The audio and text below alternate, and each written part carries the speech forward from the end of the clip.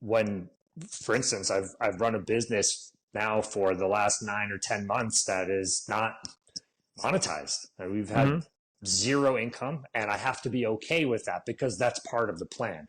We're testing, we're developing our go-to-market strategy, we're building, and ultimately it's very frustrating to not have sort of a cash flow positive business while feeling like I should have one at this point.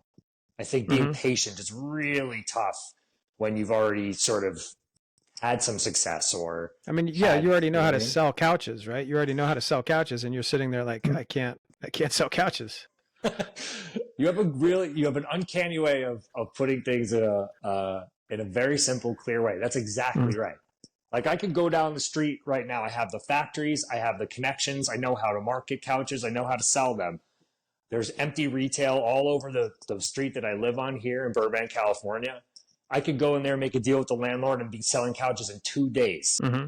But knowing that I have to stay patient and the opportunity cost of taking my focus away from building the overall brand is probably worth more to me than the few $1,000 that I would earn down the street selling couches to pay my rent. What happens if you're building a startup and you can't pay your rent?